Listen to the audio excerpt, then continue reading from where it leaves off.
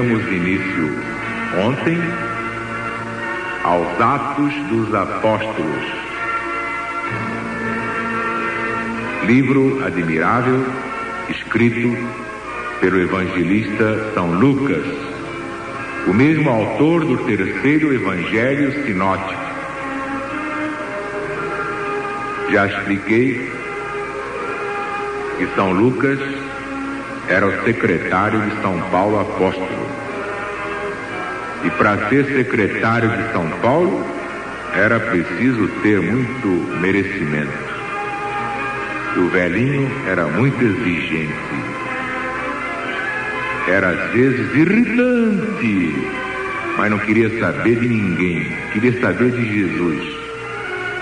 Se Jesus estava satisfeito com ele, essa era a obsessão de São Paulo, o grande apóstolo dos gentios, aquele que pôde dizer: encerrei minha carreira, guardei a fé, receberei a coroa da vida que o Senhor, justo juiz, me dará naquele dia. Eu também sou assim. Se eu conseguir agradar a Jesus e a humanidade, é uma beleza. Mas se não conseguir, prefiro agradar somente a Jesus.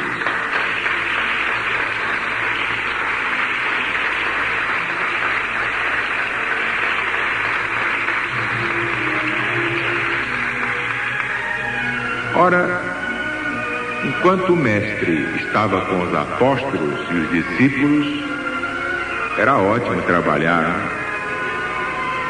Qualquer coisa era só perguntar a Jesus: Senhor, como é que eu faço isto, hein? Chegou aí uma viúva rica, e ela disse que quer uns passos em casa, devo ir? Chegou um fariseu aí cheio de dinheiro, prometendo uma fortuna se eu ensinar a ele como é que se dá passe.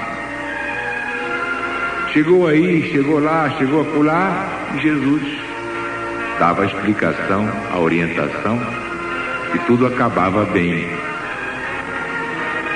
Mas vocês já imaginaram os discípulos sem Jesus?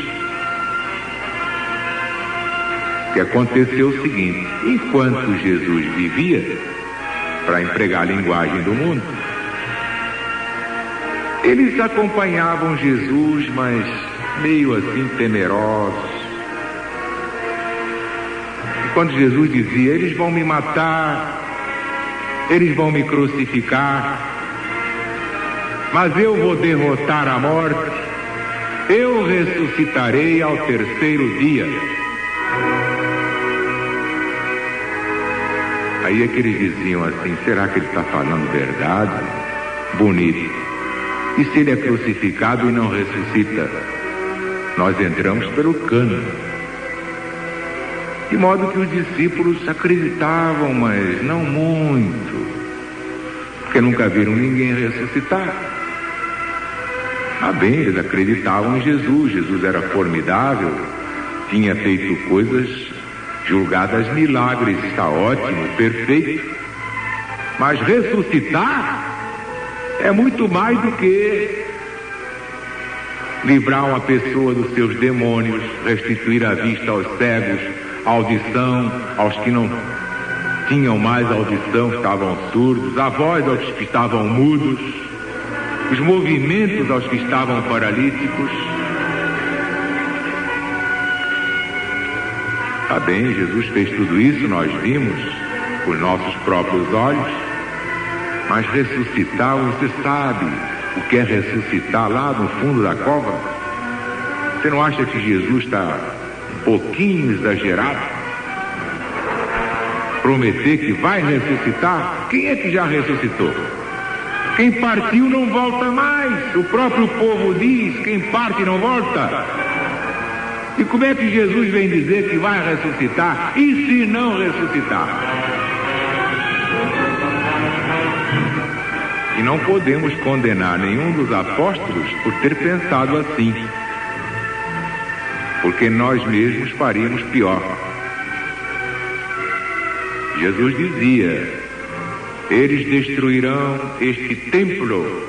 Ele achava que o corpo humano é um templo, E só não é para os débeis mentais.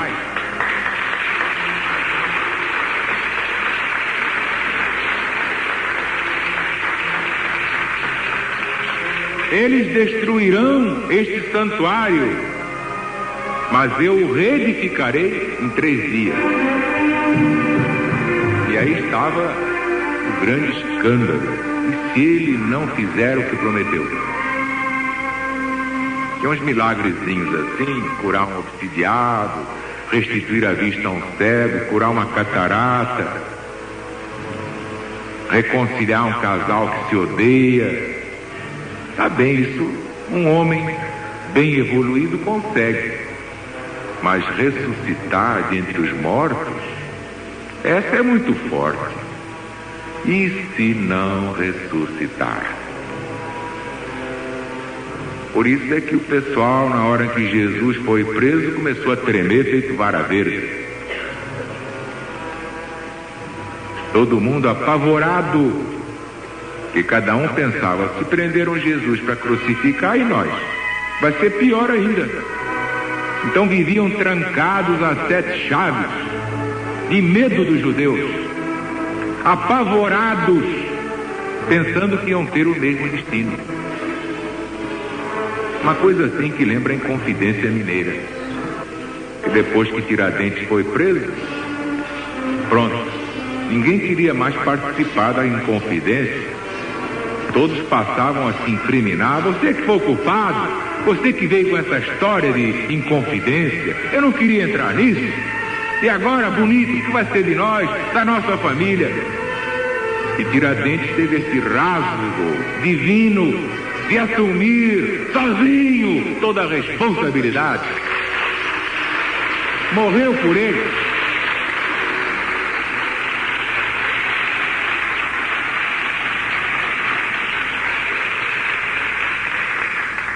O caso de Jesus, muito pior. De modo que nós não podemos, de modo algum, condenar aqueles discípulos atarantados, apavorados, esmagados pelo medo. Que na hora da prisão, eles tiveram a impressão de um Jesus derrotado e não reagiu. E lá foi Jesus, a bufetada, a tapa, a pontapé, na frente de um bando de canalhas. Qualquer um falsearia, fraquejaria, tremeria. E aquele Jesus que tinha poder para fulminar os seus perseguidores, com um simples olhar podia matá-los, estava ali apanhando tapas, levando cusparadas. Era para tremer de medo. E eles tremeram de medo. Por isso é que São Pedro negou Jesus 3 vezes. De medo, de horror, de pavor, de ser também condenado. Não podemos condenar nem Judas, coitado. Que Deus é que se encarrega de punir ou galardoar através de leis. Nem é ele, são as leis que ele estabeleceu e que funcionam automaticamente. Deus não castigou Judas. Judas é que se castigou, porque quando se infringe a lei, pode-se acabar na forca, como Judas Iscariotes acabou.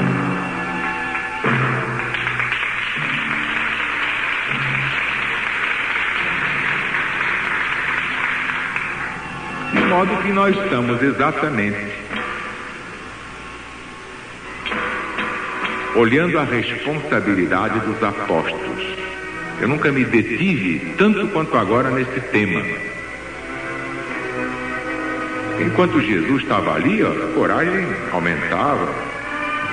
A presença de Jesus dava uma força extraordinária. Só ver Jesus, todos se impertigavam, sentiam uma força estranha dentro da alma. Mas ver Jesus preso, de Herodes a Pilatos, que dê força. desapareceu. Pernas, pra que vos quero? Vocês já viram alguém quando fica suando de medo? Aquele suor frio. Pois muito bem. Ficou aquela expectativa angustiosa, os discípulos fechados, trancados, podiam bater que eles não abriam. Ou então iam espiar pela fresta. Medo de que viessem os soldados romanos, instigados pelos principais sacerdotes, para prendê-los, para condená-los. Olha aquele pavor. Foram 3 dias horríveis. 3 dias de angústia. 3 dias de sofrimento inenarrável. Então, chegamos ao domingo de manhã. Aqueles acontecimentos tão bem narrados por João, o discípulo amado. A pedra, apesar de chumbada, tinha sido removida, o túmulo estava aberto. E Jesus não estava lá. E os anjos disseram: não está aqui. Ressuscitou conforme prometeu, cumpriu sua palavra. Maria Madalena ficou com a alma em festa. Foi correndo avisar os discípulos. Ela teve a glória de ver Jesus, ela em primeiro lugar. Jesus apareceu a ela em primeiro lugar. Nem a Virgem Maria teve esse privilégio. Era uma meretriz e Jesus fez dela uma santa, a tal ponto que apareceu a ela em primeiro lugar.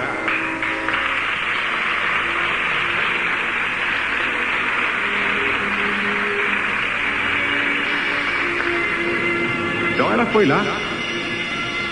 Jesus ressuscitou e ele me disse: dizei a meus irmãos que eu irei adiante deles para a Galileia.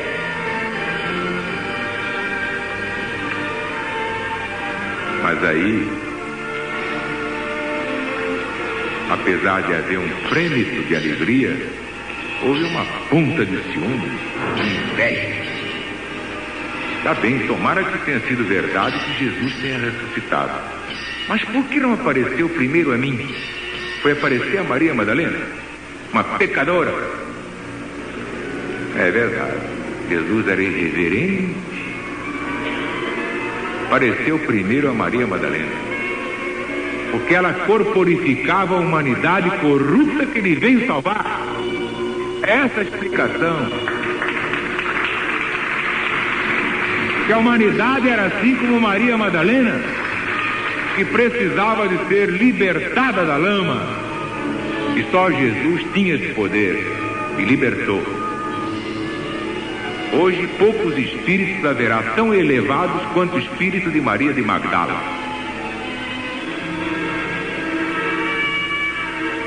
Então, finalmente, depois que São Pedro correu lá, seu companheiro, chegou primeiro porque era mais moço, corria mais, e viu que o túmulo estava aberto, aí voltou e disse: meninos, o mestre ressuscitou. É verdade. Aí começou um certo ambiente esquisito, de medo, de alegria, de curiosidade, e até medo de ver Jesus, que a humanidade até hoje tem medo de ver fantasma.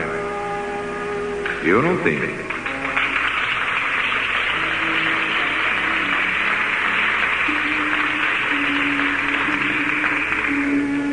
O que aconteceu? Estavam todos lá no cenáculo, tudo trancado a 7 chaves. Pois bem, sem bater na porta, sem enfiar uma chave na fechadura, sem entrar pelo telhado, Jesus entrou no cenáculo atravessando as paredes.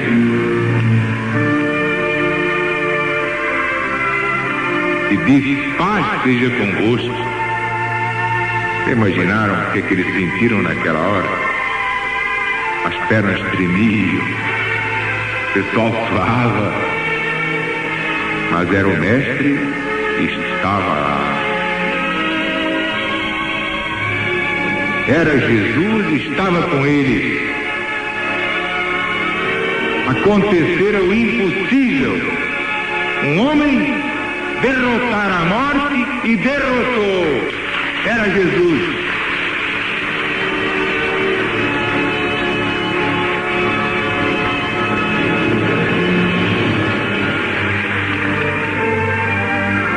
Tanto que houve um fato muito curioso.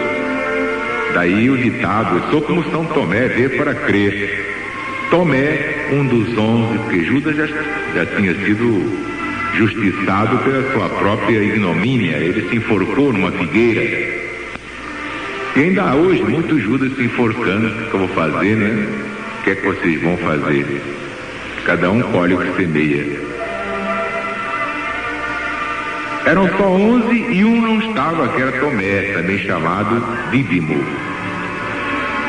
Quando Jesus se retirou, Tomé entrou. Eles disseram: Tomé, nós vimos Jesus. É verdade, ele ressuscitou. Tomé olhou assim para eles: o quê? Jesus o quê? Esteve aqui? Ressuscitou? Você não puseste dedinho lá no lugar dos cravos, pés e mãos e no lado da lança? Aquele soldado espetou a lança do lado de Jesus. Se não puser o dedinho lá, de modo algum creio nessa pilhéria para cima de mim. Mas a segunda vez, Tomé estava. Os 11 estavam. Tudo trancado, tudo fechado, as 7 chaves. E Jesus, atravessando as paredes, entrou. Paz seja convosco. Vejam bem, depois de ressuscitar, depois de passar pelo fenômeno da morte, Jesus dá esta lição, que a única coisa valiosa nesse mundo é a paz. É a paz interior. É a maior de todas as fortunas. É o maior de todos os bens. É a paz.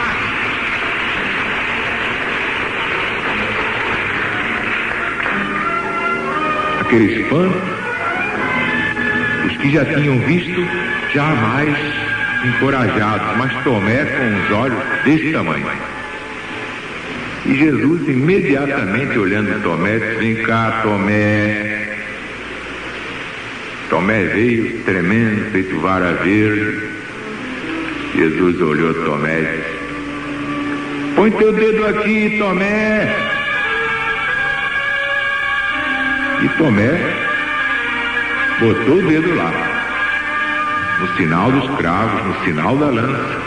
E aí não pôde aguentar, chorando, caiu de joelhos dizendo: meu mestre e meu Deus, perdão, porque eu duvidei. Olha aí o símbolo da humanidade que duvida. Vai cair de joelhos. Vai cair de joelhos.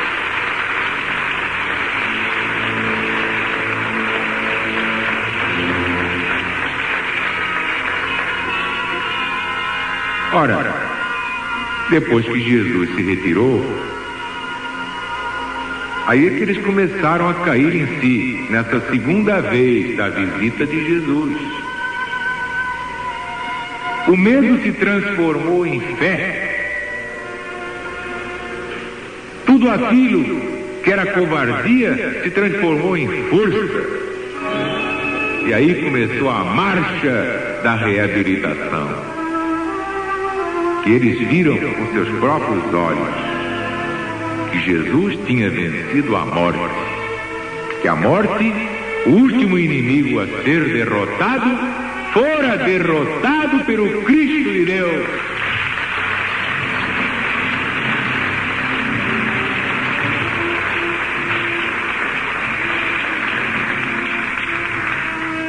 É justamente o que vamos ver nos Atos dos Apóstolos. Os discípulos passaram a olhar a morte com desprezo. Um foi decapitado, outro foi crucificado de cabeça para baixo. Discípulos foram lançados aos leões, mas sem medo nenhum, enfrentando os leões, cantando. Eles cantavam na certeza de que ressuscitariam como Jesus ressuscitou.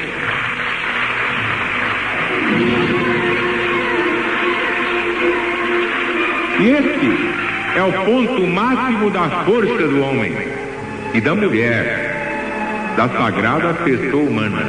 É quando encara a morte com altivez e não tem medo da morte. Assim é o legionário da boa vontade.